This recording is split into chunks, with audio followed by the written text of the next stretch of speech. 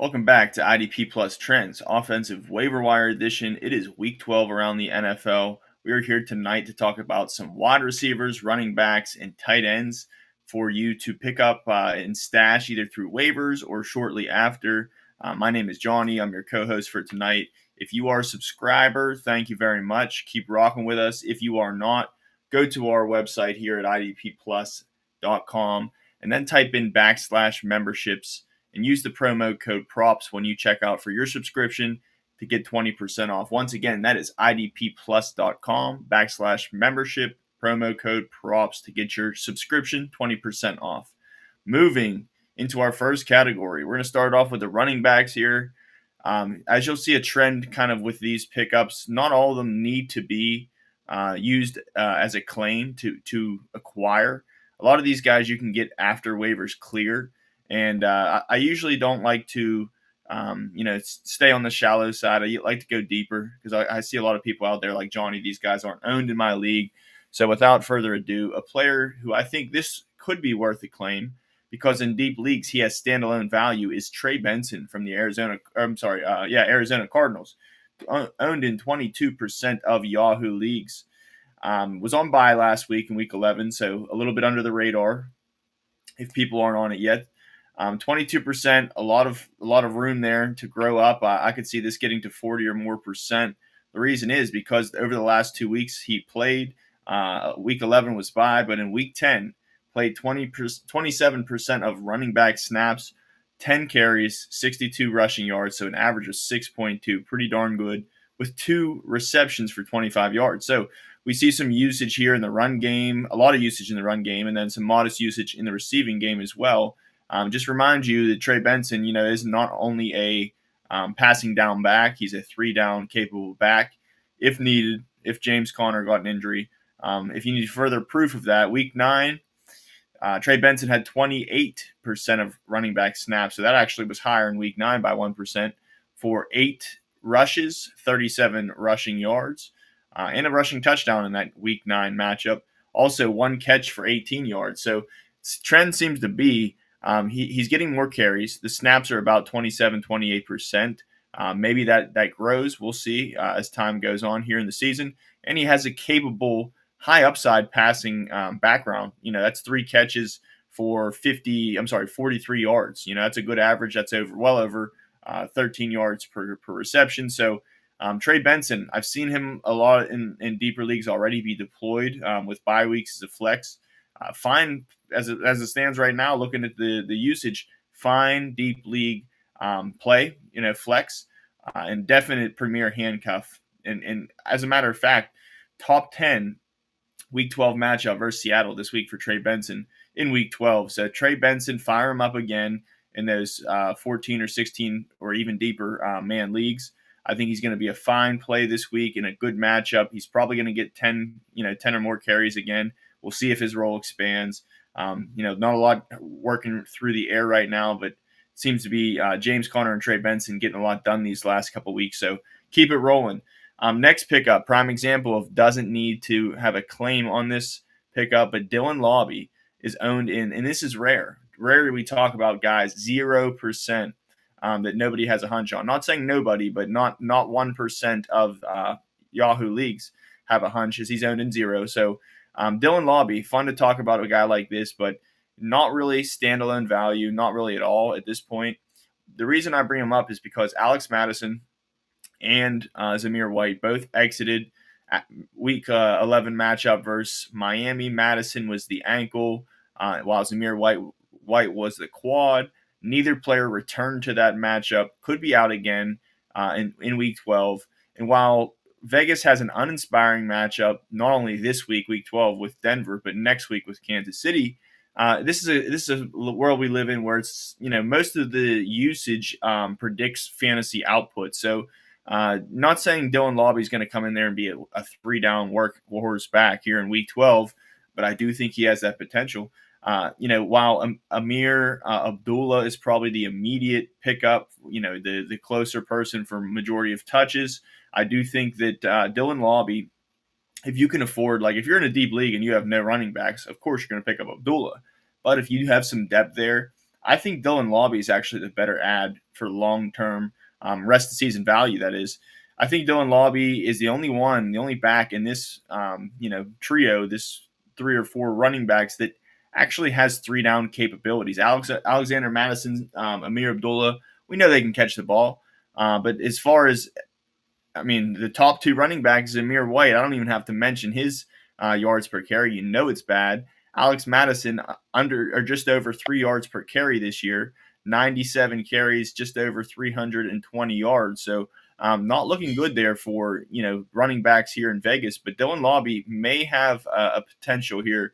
Let's see if he gets activated. Let's see the status on Zamir White and Alex Madison. But at the worst, if you're in a deep league, when waivers clear and you have a spot available, maybe a player with no upside, or you can forego a kicker until later in the week, I say pick up Dylan Laube and see what happens. Maybe he gets activated. Maybe you can afford to stash him this week and wait and see. Obviously, you don't want to, unless we get news that both of those running backs, or at least one of those running backs, is out, and Laube's going to have a prominent role. We're not going to fire him up into lineups, but Dylan Laube, we're talking about lottery tickets here, and this is one you definitely, unless someone's watching this video too or a video similar, don't have to use a claim for. So Dylan Laube is a great a great deep league dart throw, a great deep league stash, and really I could see him on. I don't want to say it, but I could see like a poor man's Christian McCaffrey in his game. You watch his tape. I know he played at New Hampshire, smaller school, but this guy had breakaway speed, 3 down capabilities, was able to catch long balls, does it all. So I think the Raiders looking pretty bad this season. It's pretty much down the drain. I think they have nothing to lose, and injuries have brought them to the point where, Dylan Laube, they need something to help. They're, I think, averaging a little over 75 yards rushing a game, which is league worst. So, they need a spark. Vegas needs a spark, and so does fantasy football. So here's to Dylan Laube as a deep shot, stash. And while we're here, I want to talk about a bonus guy. You also probably don't have to use a claim on him. Only owned in 5% of leagues, but seems like to be the second running back, an RB2 now for his team, and that is Jaylen Wright. And Jaylen Wright's a popular name right now. Of course, we see him out snap and out carry Raheem Mostert once again, Week 11 versus Vegas. But listen, even if he's the running back too, he's only had 10 carries in 1 catch in the last 2 weeks. So as a matter of fact, I don't think he has any standalone value. I think he's a premier handcuff, no doubt. A lot of people think HN can't hold up. We'll see.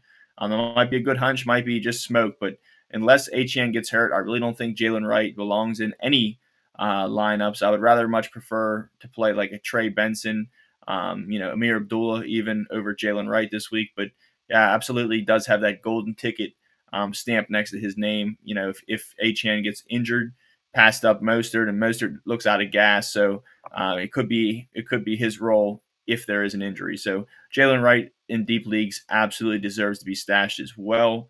Moving on to our wide receivers. Listen, we all know Quentin Johnston's a great priority ad. Christian Watson, maybe the number 2 guy. Elijah Moore, Adam Thielen, Xavier Legette. These guys are the priority. And I'll say, I'll back that up. They're the priority ads. But don't forget about some guys, some wide receivers this week.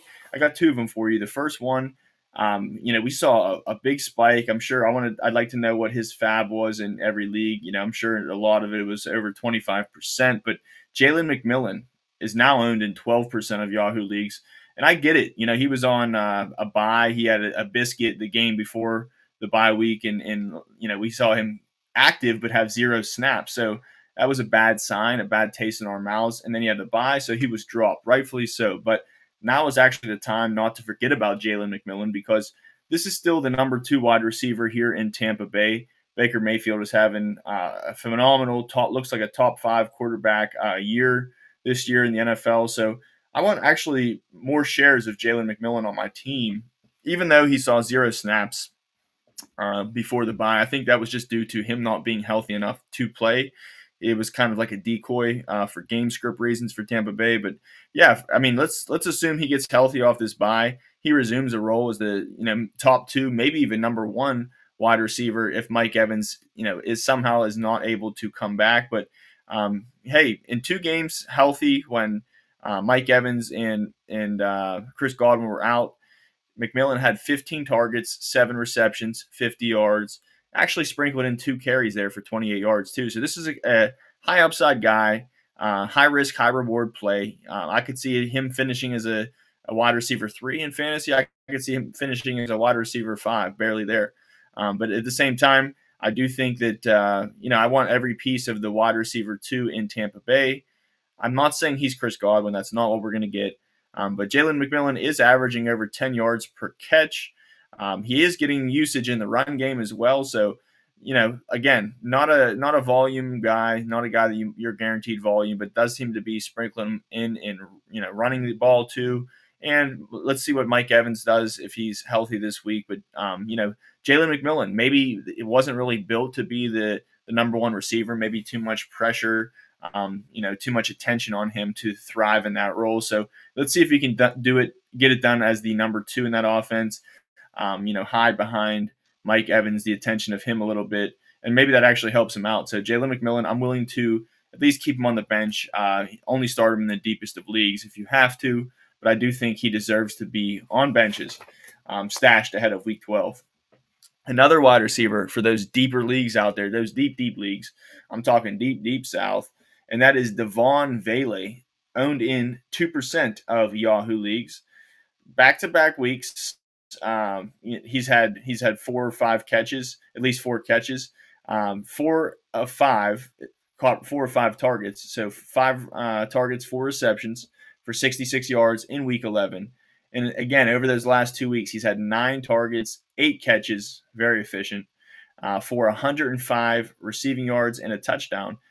Quite simply stated, he looks like the Broncos' number 2 receiver, with Bo Nix ascending. So, the arrow's up for Nix, the arrow's up for him. He had the highest snap count at 68% to be the number 2 receiver in Denver. And he's got great, not so much this week. He's got a bad matchup versus Vegas this week, who's stingy against wide receivers. But then he's got a cake matchup versus Cleveland in Week 13. So just due to the fact that he's the number 2 receiver, if you believe in Bo Nix, Devaughn Vele was actually somebody who was getting attention in my videos earlier in the year as a deep league stash. And I think he kind of brought himself back on the map these last 2 weeks. Coincidentally, I think that not coincidentally, Bo Nix's play has picked up. So I kind of want to have some shares of Devaughn Vele. Kind of feels like the poor man's Puka Nacua. I said that before, and he kind of fell off. So, hopefully this time is different luck. But Devaughn Vele as the number 2 receiver in Denver, where they're ascending, they're throwing the ball more, sustaining more drives. Sign me up. And I don't think this is one you have to use a waiver claim. I don't think anyone's salivating in the mouth to start Devaughn Vele next week against Vegas when it's a bad on-paper matchup, and people see that. But I do think that Devaughn Vele, if he maybe strings together one more, or if you're in a deep league, you can actually start him with confidence as the wide receiver 2 and see where it takes you. But at the same time, I think that he's somebody that you wait and see. You pick him up if you can afford it, if you don't not hurt too bad by buys, and see where this goes. Devaughn Vele, I like him as the number 2 receiver there, and I think he deserves to be rostered for sure, more than 2% of Yahoo leagues. But go get him now. Moving on to our tight ends.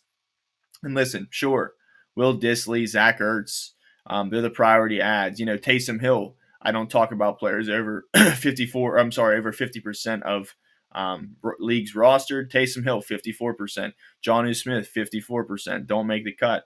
So now we're looking pretty tight. This is, for all you deep league players out there. So I'm looking at 2 tight ends, both rookies, as a matter of fact. The first one, Ja'Tavion Sanders, owned in 2% of Yahoo leagues. If you can't get Dissly, you can't get Ertz, you didn't get Taysom, you didn't get Jonnu, this might be your guy. Coming back from bye week last week, over the last 6 games for Ja'Tavion Sanders' rookie year, he's had 26 targets for 21 catches, 215 receiving yards, and a touchdown. And in the last 2 games specifically, what's really piqued my interest was the last game he played, Week 10, he scored a touchdown, caught a touchdown, and then in Week 9, he had 87 yards. So he's been looking good, trending up the last 2 weeks. Seems to be excelling with Bryce Young. Bryce Young is going to start again in Week 12, and he's got a cake top 5 matchup versus Kansas City.